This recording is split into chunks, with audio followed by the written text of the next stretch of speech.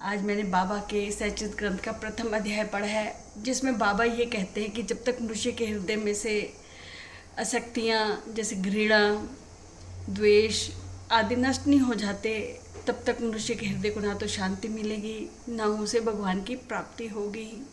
और बाबा ये भी कहते हैं कि इन आसक्तियों का नष्ट होना बहुत ही दुष्कर है। ये सच बात है। अगर जब तक हमारे मन के अंदर से ईर्ष्या, द्वेष आदि नहीं जाएंगे, हमें आनंद महसूस नहीं होगा और हमें ईश्वर भी नहीं मिलेंगे। ईश्वर को प्राप्त करने के लिए हमें अपने मन को साफ सुथरा करना बहुत आवश्यक है। बाबा ये भी कह रहे हैं ना कि बहुत मुश्किल है, पर हमें इसके लिए कोशिश करनी चाहिए। हमारे अंदर जितनी बुराइयां हम जानते हैं कि हर इंसान जानता है, पर कहते हैं ना किसी चीज़ की आदत पड़ जाती है तो उसे छोड़ना बहुत मुश्किल होता है। हमारे अंदर जो भी बुराइयां हैं ना, हम उन बुराइयों में से एक बुराई को पकड़ लें और कहें कि आज मैं किसी की निंदा नहीं करूँगा।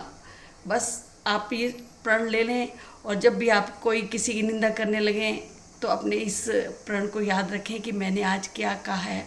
तो ऐसे शुरुआत करेंगे तो आपकी बुराइयां धीरे धीरे दूर हो जाएंगी। और सच्चिद ग्रंथ के प्रथम अध्याय में बाबा के बारे में ये बताया गया है कि बाबा ना गेहूँ पीसते थे।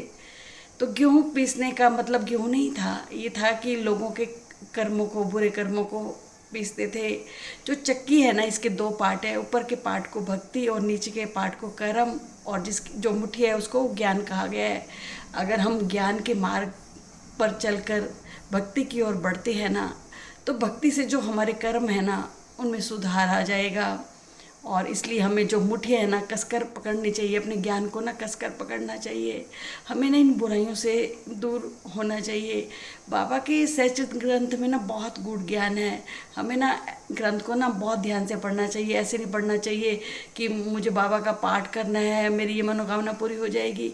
इसे पढ़ो, इसे समझो कि बाबा क्या कह रहे हैं। बाबा ने प्रथम अध्याय में यही कहा है कि तुम अपने मन की बुराइयों को दूर करो, तभी तुम्हें ईश्वर की प्राप्ति होगी।